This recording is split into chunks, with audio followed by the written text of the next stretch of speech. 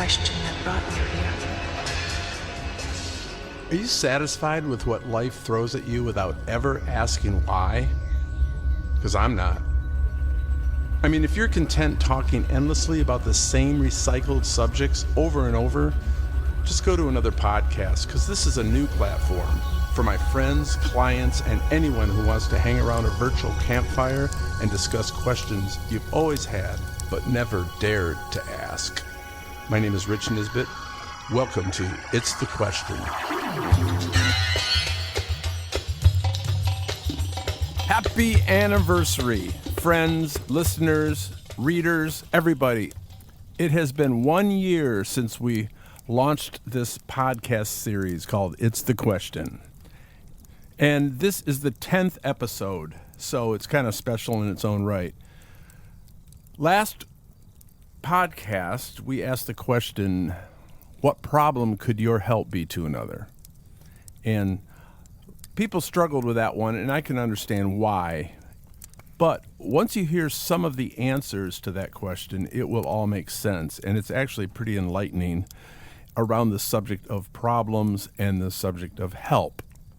Now, what I want to do in this first part is to go over the last 9 podcasts just really fast so that we can kind of get an overall direction of where this thing is headed and what the point of all this is, okay? The first podcast was called The Power of the Question. And in that podcast, I said, your advice sucks. So does mine. Because advice to a personal problem is never going to resolve it, because the person who has that problem has constructed it a certain way. There are certain people involved. There are certain dynamics that you don't know about. And they might have an actual purpose for having that problem. So any solution you throw at them, they're going to get pissed at you. There's a lot to that. The question opens the door. The question is like untying a really tight knot. Asking people questions about their problem gets them to look at it from different angles. And if you ask enough questions, pretty soon they come up with their own solution to it, based on what they now see from a new angle that they hadn't looked at before. I'll give you an example. Your girlfriend says, my husband's abusing me. So you say, really? What kind of abuse? Oh, verbal. He pushed me the other night. We've been arguing a lot. It's horrible. Really, how long has it been going on? Oh, I don't know. A couple of years, I guess. How long you guys been married? I think 11 years. Yeah, 11 years. Okay, so 2 years ago, what happened? Well, that's when the economy dipped. And my husband had his own business, and he started drinking a lot. Really, why? Why was he drinking? Well, he lost a lot of customers. People weren't paying him on time, and that's when he started working for my dad. Oh, yeah? How'd that go about? Well, I told him, I said, we need money. You got to work for my father. Well, why would he start drinking, working for your father? Well, because my father is completely a dominant asshole. Wow, I never looked at this before, but yeah, no wonder he's so stressed out and drinking. It's like, yeah, you know what? Yeah, I'm going to talk to him tonight. I'm going to say, let's work out you getting back into your own business. Things are turning around, and I'm sure that we could get away from my dad and all the stuff that's coming from that. And yeah, I'm going to talk to him tonight. Hey, thanks. I got to go. Thanks. Nice talking to you. Now, that's a simple example that I kind of just made up on the top of my head, but the point is you didn't give advice. You didn't say, well, leave him or go to the police or call social services. You gave her a chance with the use of your questions to look at her problem from different angles, and all of a sudden she saw the truth of it, and she can now solve it. Pretty cool, right?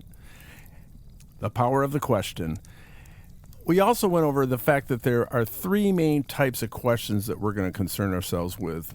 The first one is called the life question. And a life question is what we use to live our life.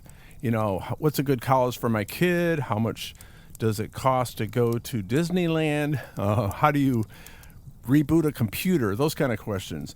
The second question is called the universal question, and we asked a lot of those. The universal questions about what's my purpose in life, have I ever been out of my body, those kind of things. And then the last type of question is called a progressive question, which is used in counseling and coaching.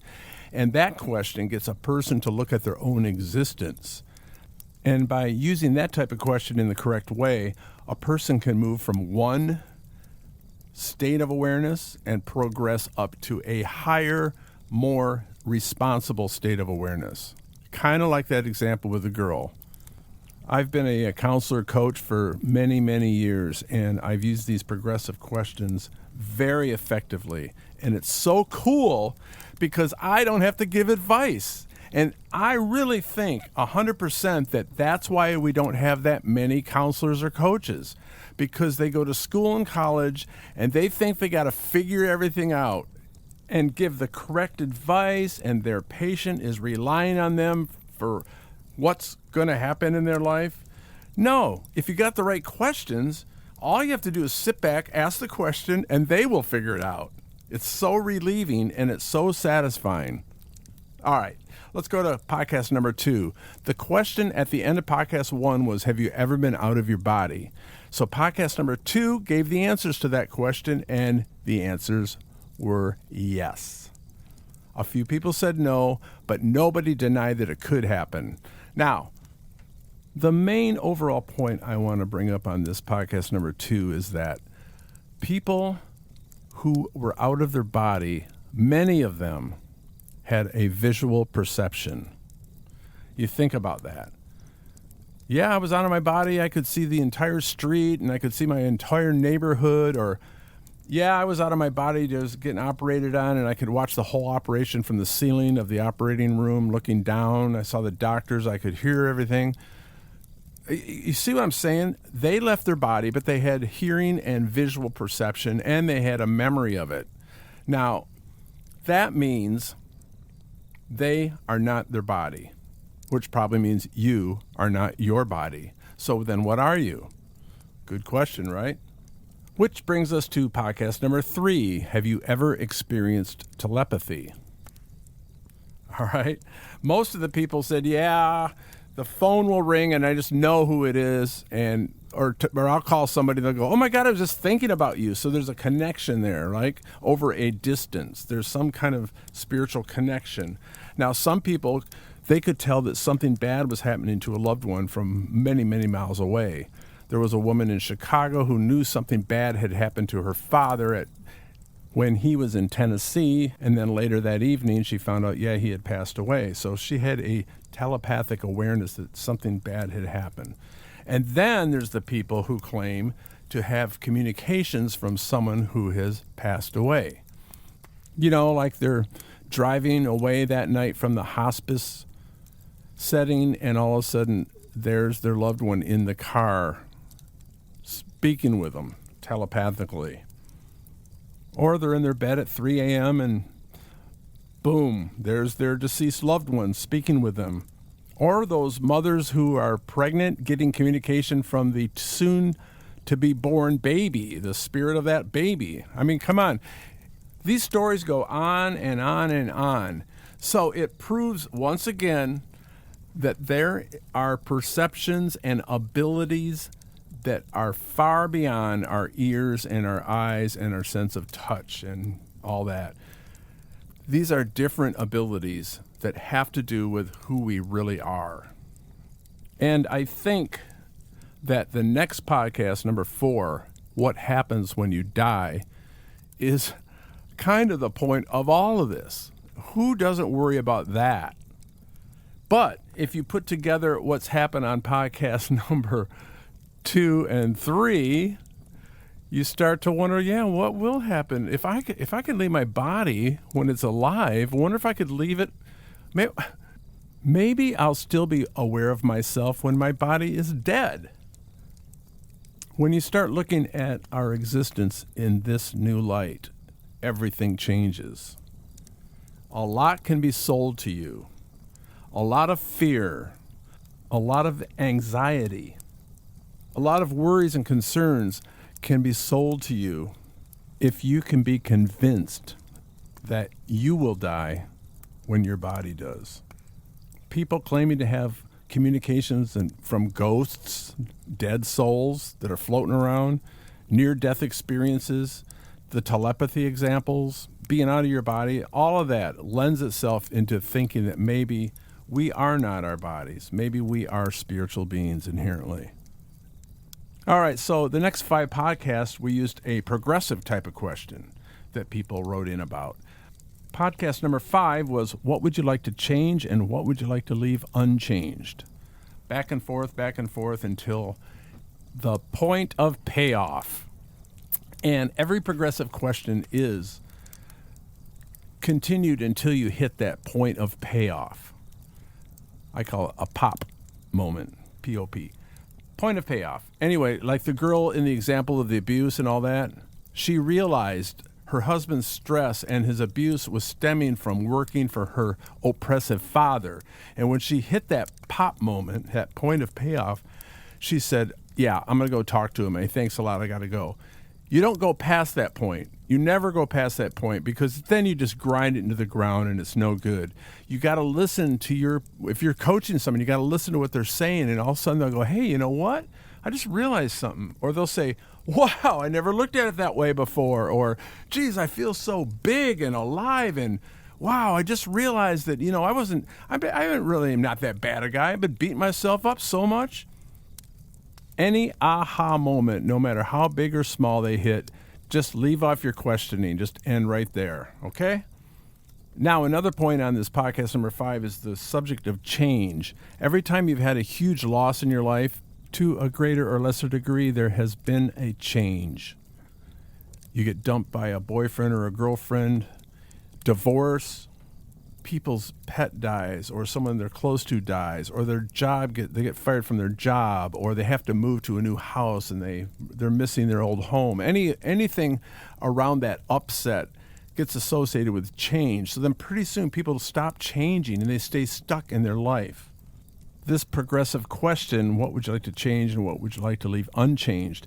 If you ask yourself those 2 questions enough times and you provide yourself enough different answers on each question enough times, pretty soon you're going to hit a pop moment on the subject of change. And you will be way less fixed and you'll be able to have a new future. Okay, so podcast number 6 was write down times when you were young. And if you write down enough times when you're young, pretty soon you're going to start seeing something. You're going to see that everything around you, including your body, has changed.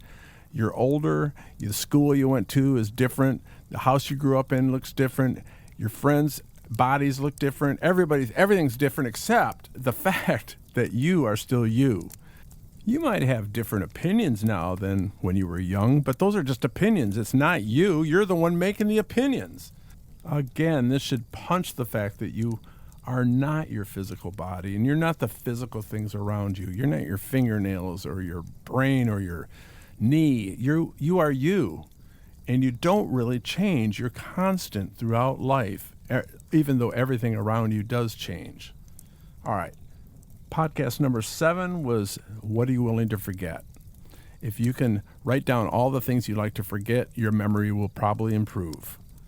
Okay, podcast number 8 was, if you could ask an all-knowing being any question, but you only got one, what is the one question you would ask that being? Now, the answers that came in on that one were really, really enlightening, because the overall general consensus of the question that people would ask that being are around the subject of helping another. How can I help make this planet a better place? How can I help my father? How can we prevent war and hate of each other? And what is my purpose? So based on those questions, it brings us to podcast number 9, where the question was, can you remember a time when you did help somebody? Now, I only got one response to that question, and it was from a hospice nurse, and she is always helping people. with end-of-life procedures and this and that. And she read my book called When It's Time, How to Help Somebody Die with Peace and Dignity and Help Everybody Else Around them. And we had a nice talk about that book and how it applied to her job as a hospice nurse. But I thought, if I only got one response and people are afraid to admit they've helped somebody, why would that be? Well, that brings us to this podcast number 10, which is, what problem could your help be to another? People back off from helping because they feel their help will create another problem. And I'll tell you, one of the deepest cuts in our soul is when we fail to help somebody. What I mean by that is we try to help, but it didn't work. I mean, the feeling that you failed to help is big on everybody's mind. Somebody dies, we automatically go into, I could have helped him, I should have helped him, here's what I should have done, I failed. You see how that can eat you up? It's one of the biggest sins that we consider we have done is to fail to help someone. So the answers that I did get on this question, what problem could your help be to another, is actually pretty therapeutic when you look at it. One of the answers was, I might make them feel worse, or I might make them sadder, or I've brought up something they hadn't thought of and therefore they go into a despair. Here's some more answers. If someone was being paid for his dilemma, he could lose his welfare if I helped him. You know, like if a guy's getting disability payments for a back problem and you help him resolve his back problem, now he doesn't get any more money for that. And here's one. If I help them, they might look at me as a solution to future problems. So I'm going to respond to all those problems that your help could be to another. The best guarantee that you'll create the smallest amount of trouble for somebody by helping them is to ask questions. That pretty much solves all of those things. Yeah, they might get a little bit sadder at first, but if you keep asking questions, pretty soon they'll get happy because they'll solve it. You see what I mean? And for the person who considered that maybe that guy would look at them for future solutions, well, it doesn't really matter if they look at you that way because you're just going to give questions and they're going to solve it themselves. And pretty soon their ability to solve their own problems will actually come up. So they won't have as many problems anymore. And then finally, that one of the disability thing, that's important. That's what I'm talking about. Some people might have a purpose for having the problem.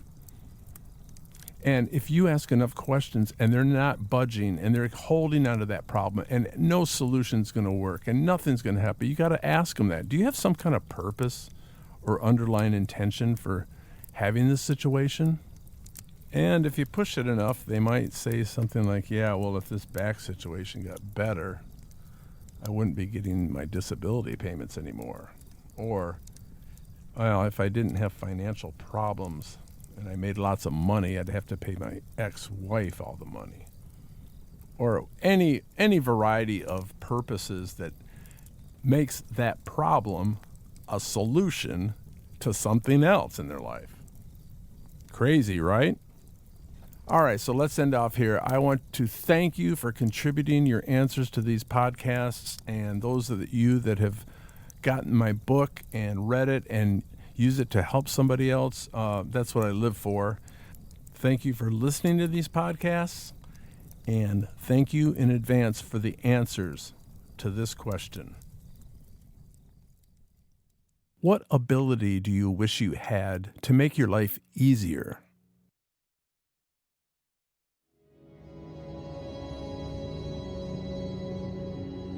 Hey, thank you very much for being part of this. Email your replies and your stories to answers@itsthequestion.com.